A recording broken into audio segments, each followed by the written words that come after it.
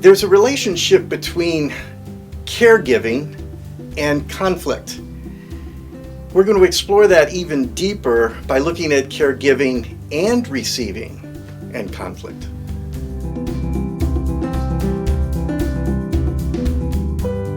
Conflict Mediation and You is sponsored by the Center for Dispute Solutions. Welcome to another episode of Conflict, Mediation, and You. Last time we were talking about caregiving and receiving, and we explored many aspects of the potential risk that I'm going to say every caregiver needs to consider and look at it as almost inevitable. And the question we ended with last time that you said you could help us with is, if I'm thrown into it, or I know it's coming, is there anything I can do to prepare for the conflict that seems to be almost inevitable being a caregiver?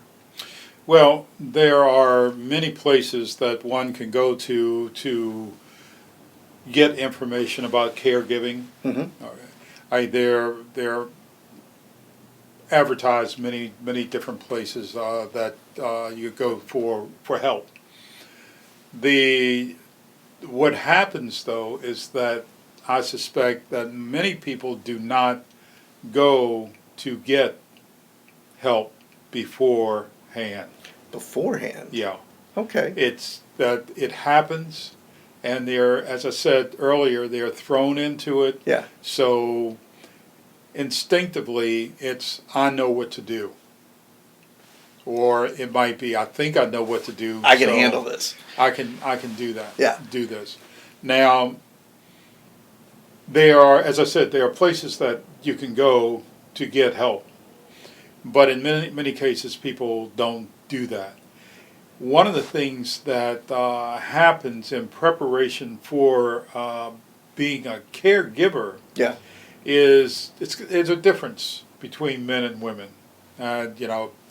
Women are sort of prepared or trained to be By society, culture, you're saying? yeah, to be caregivers. Thank Okay, God. I mean they have that experience. Raising kids and controlling and managing their husbands and families. So they have that experience. Many men don't. We don't have that experience, if you will. So if we were to take a survey among men, and today it probably would be different than what it would be if the survey were taken with men in my age group, is that how many men today take care of themselves compared to 25, 50 years ago? Uh-huh. There are some guys that might be hard pressed for a good home cooked meal unless they went to somebody's home and requested one. So in the and this is really surface stuff that I'm giving you right now. So don't look for any really deep thinking. You're going to have to go after that yourself. But as a man being thrown into the role of caregiver, there are things that he is going to have to learn how to do. And some of those things might go against the grain of what he has been taught to do. To be a man. Yeah. What it means to be a man. Yeah. So we deal with all of those kinds of differences, if you will. And there are many other differences that probably come up between men and women in caregiving. The other side of the caregiving, care receiving, again, there's a difference, if you will, is that my experience is that women will seek help. They'll talk Right. to each other, so they get the support that they need. Yeah. Men, on the other hand, we don't talk. So even if there is help that's sitting out there to be had, if we don't make ourselves open to it, then we don't get it. So I'm going to put you on the spot here. If you were in a situation like this right now, would you talk to me about the struggles of being a caregiver? My quick answer to that is probably not. Because do I see you as a good source for support? No, after that, no.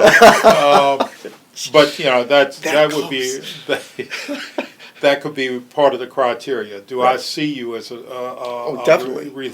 Reliable source Trust. for support for me? Right. So if I don't, then I might start, and I do want to receive support, then I could go and look up places to get that help, support groups, if you will, maybe counseling, therapy, whatever label you want to put on it. So if I go to support group where there are other people there who Same are situation. who are going through the same thing that I'm going through, so I can get the help that I'm looking for. Well, and an earlier point you made, I could see could come up here as well, that if you sought me out as someone you could turn to, you would basically be asking me to take a caregiver role, which I may not be very comfortable with, and I may not know what to do with the information you're giving me, Right. and I may run.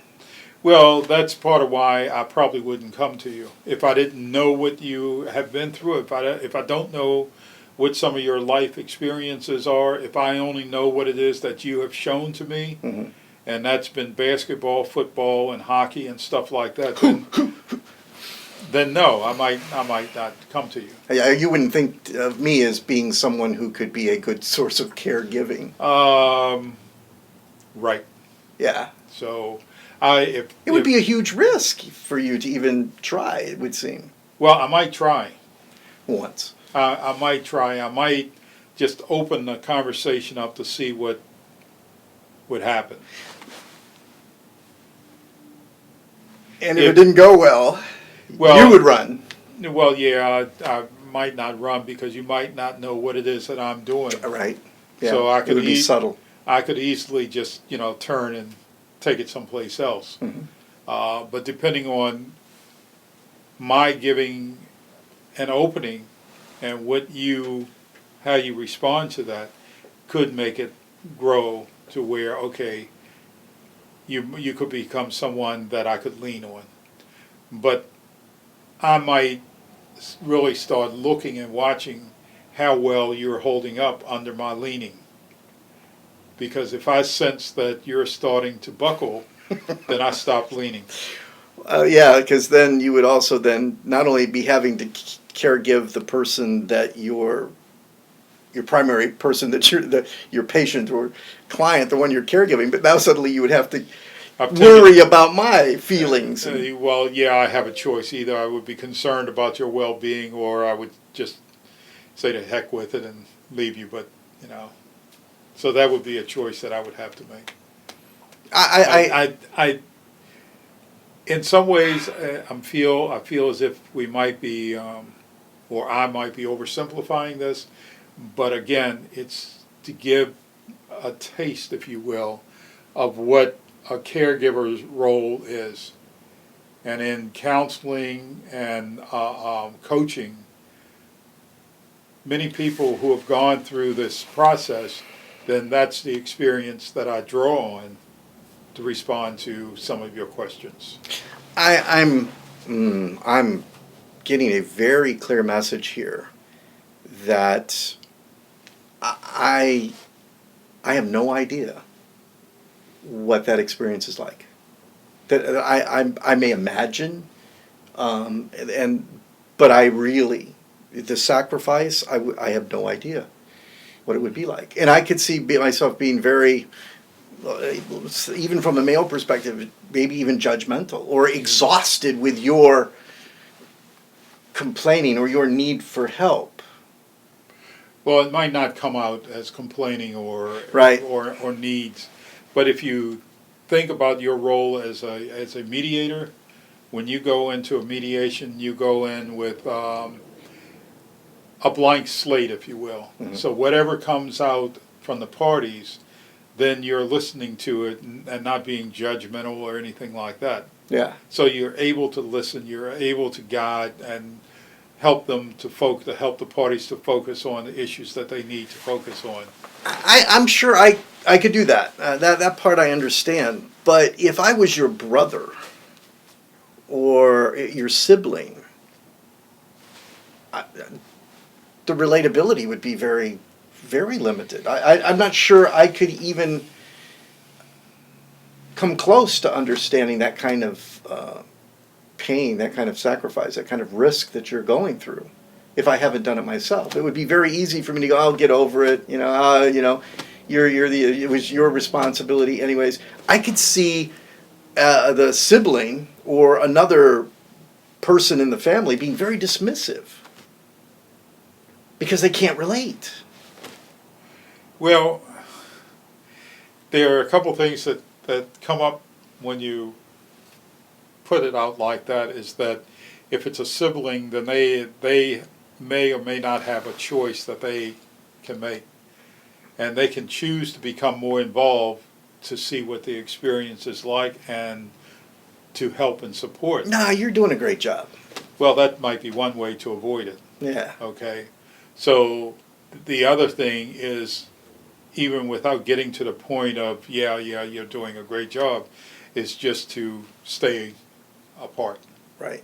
So I don't have to get close enough where I would be drawn into anything. Let me ask, would you recommend to somebody out there to go to a family member to seek to receive? Would you?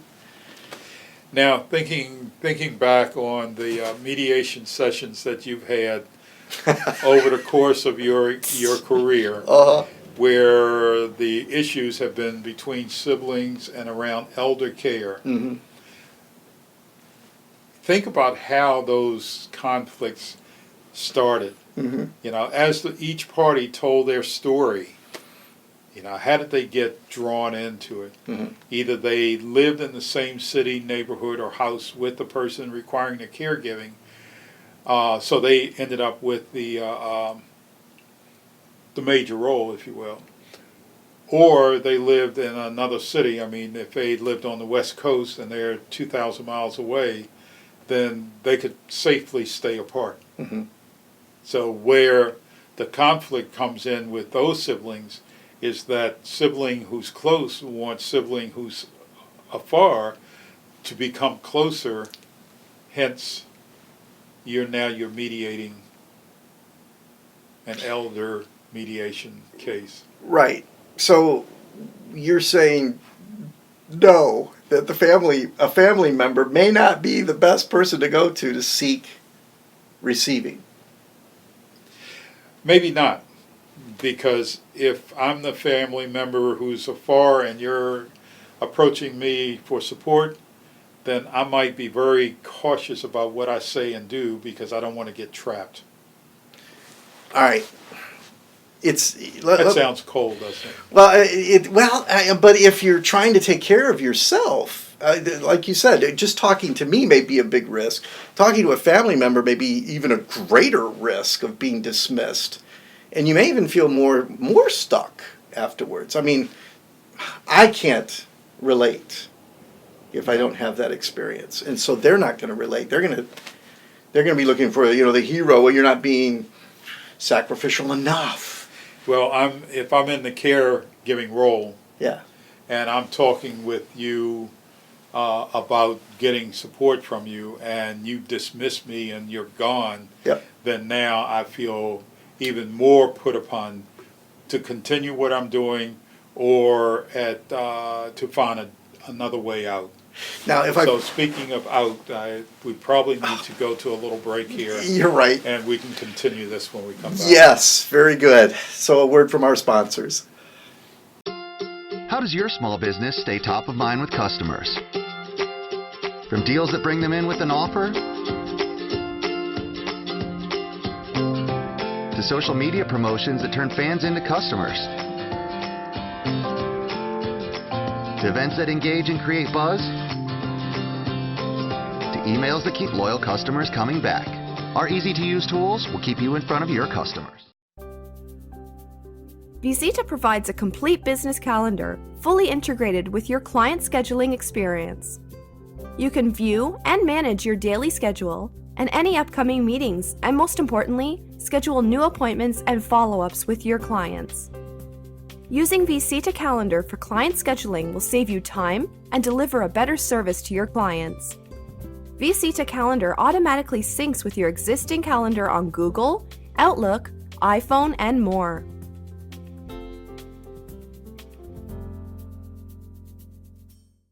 Welcome back, and thank you to our sponsors. If you're interested in becoming a sponsor, be sure and contact us.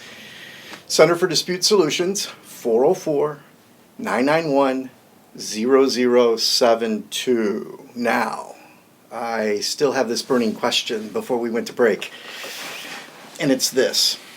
We talked about family members that just aren't going to get it, and the distance that can create, and the conflict that can create. But I want to bring it back to the resentment, because if you reach out to family members and they don't get it, I can see the resentment even doubling or boiling even more. Is that the case? Within the caregiver? Yeah. Well, yeah. If I think that as a member of the family that you should step up to the plate and pull your share of the load, Especially if you're getting weighed down and you're Yeah. asking for help. and you don't do it, then yeah, again, the resentment is going to continue to build. It's going to escalate, if you will. And as I said earlier, this is where, as mediators, we become involved in those types of conflicts. Yeah. Because it might be a sibling who is in California and, I'm here in Georgia. Or it doesn't even have to be the miles that separate us, because it could just be on different sides of the same city. Right. Or across the street from each other. So if they're a couple thousand miles away, it might blow over. Because if I don't see you, then that might help to settle some of the resentment down. But if you're right across the street or up the street from me, and I see you every day going out to parties and going to work and just seem to be enjoying yourself, and I can't do that. The sacrifices you're making is just a reminder. Yeah, over and over. I look out and I have to do whatever chore needs to be done in the moment. And there you are, off to work. And you might not like your job, but at least you're going out, you're going someplace. Yeah. And I'm not. And you're not having to think about this all the time. Right. And your whole schedule, every issue of freedom is now determined by the schedule of care. It could be medication. You have to be there to feed them, or you have to be there to give them their medication. Yeah. Yeah, there are different ways that the resentment builds. Yeah. And ends up into bigger conflicts. The other piece, the other side of that is in the caregiving process is the receiving, which we've kind of touched on a little bit. Yeah. But if I'm feeling all of this as a caregiver, the caregiver is feeling all of this resentment, then it might be up to them to reach out to get support, to open up, to receive help. And they might not know how to do that. Right. So if there are ways that help can be acquired for a few hours or a day or something like that, so that the caregiver gets some relief, then that's one way of taking care of yourself. But if you don't do that, then it's just going to keep building. And it doesn't happen with everyone, so I don't want to make it sound like everybody that's in the role of a caregiver is going to go through exactly the same thing. It isn't going to happen like that. I don't believe so. Okay. So each individual is going to travel a different path along the caregiving journey. Yes. Some of them will do it separately or individually, and some of them might have help along the way. So they're just different scenarios that we can look at. But if there are support groups, then the recommendation would be to attend. Just try one out to see if it does work for you. Sometimes it works and sometimes it doesn't. You might have to try two or three different ways to address what's going on, but trying until something works for you. I know in the disability community, there's oftentimes this. This is my life. It's never going to change. It's not so much a resignation, but there's just something about my life will never be normal. And I constantly, it's not so much resentment, but this kind of inevitability of, you just learn to live with the loss. And the loss being? The life that everybody else has. That my time is measured by medication or some sort of medical service that I have to keep providing to my child. Mm-hmm. That this is just my life. And that spills over, and you say that's your life, but it spills over into so many other parts or pieces of your life too, because a lot of this spills over into the workplace. Right. Yeah. And many times in doing mediation, workplace mediation, the reason that the parties have come to mediation might be because of work-labeled issues. Two employees having a argument, Yeah. But in doing the needs assessment, needs analysis, we find out that it has little or nothing to do with what in the workplace. Right. That all of this is being driven by what's happening back at home.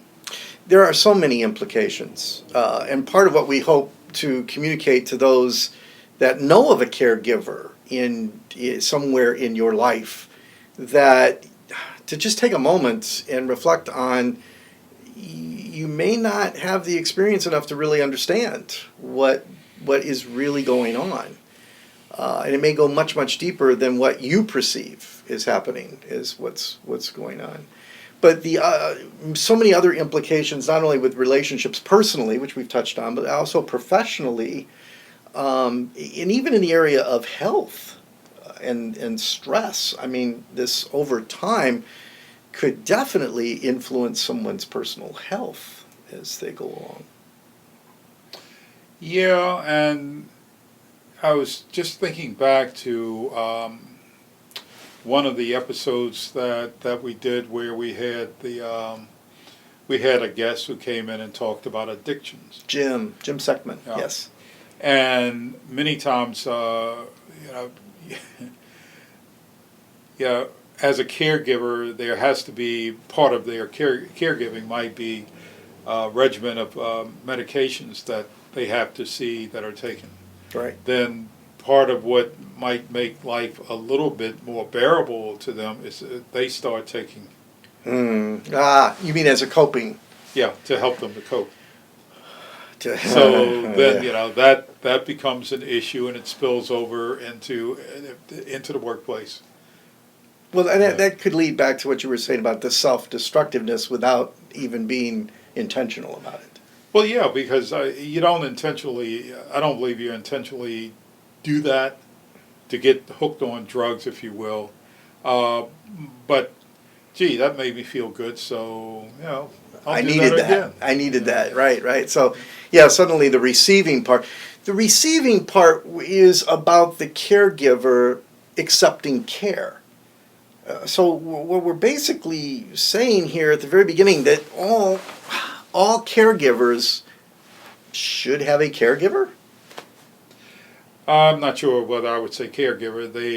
It would be good if they had a support system. some way to, so, some way for them to recharge. So there needs to be a support system in place.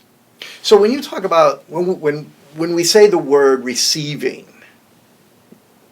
what are you specifically suggesting for our caregivers out there?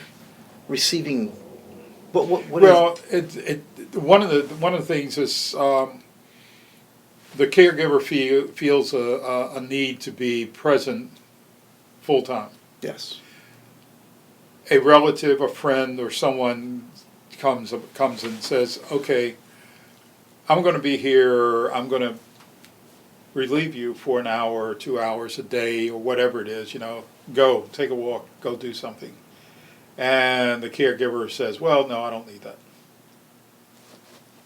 So now here's an opportunity that's being offered for the caregiver to get a break, and they reject it. And what might happen is that the individual that's offering that support to the caregiver now has to become more forceful. And, I am here, you can go.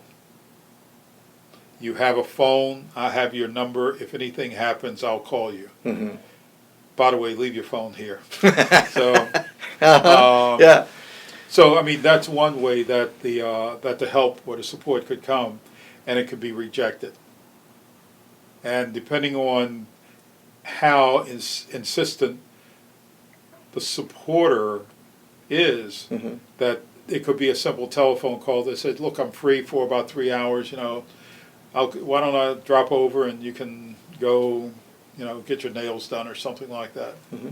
And you said, "No, I don't need that," and hang the phone up. So there's You're an not receiving. Yeah, there's an opportunity that was lost. Again, rejected. Yeah, and the caregiver might not even realize that they're doing that, because they're saying, "Well, I don't want to put you through what I know is happening." So. Here's what I've heard from our conversation, that any caregiver that is in that role for whatever reason, for whatever length of time, is at risk. That conflict internally and then of course spilling over is a huge risk just by the definition of caregiver. And that if they don't educate themselves about some of this stuff that we're talking about and pay close attention to self-awareness, they're going to succumb to this risk.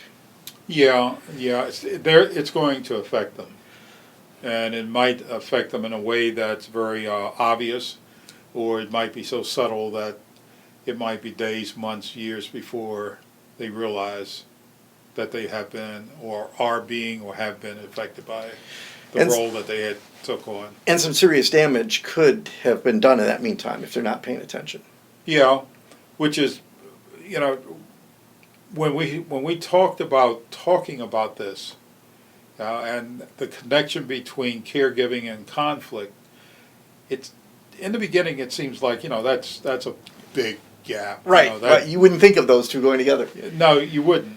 But the more that we talk about it, the more that we engage around this, the more that we can see that the role of a caregiver, however that's defined or for whatever reason, is going to, in and of itself, is going to create some conflict. Yeah. And yeah. Given our definition of conflict for many people is that it's two people fighting, Mm-hmm. and we know that isn't necessarily so. Right. So it's one person that can be engaged in internal conflict. Yes, absolutely. So that's a big piece of what it is that we want to point out in talking about this. And there are many other roles, if you will, that in life can create conflict. Caregiving / receiving is just one of many. One of those, Yeah. yes.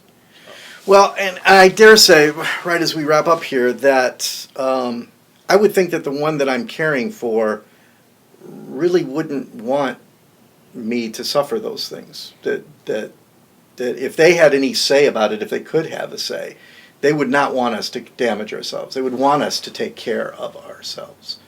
Probably so. Yeah. Probably so. Well, we haven't been able to go real deep here, and if you want more information, more resources, because we could go a lot deeper, then call us. We'd be glad to talk about your specific situation and talk about resources that may be available to you specifically. You have our number, Center for Dispute Solutions, 404-991-0072. You think we've done enough on this topic? Should we I think that, yes. stop for now? Yeah, we can park it for now. All right. See you next time.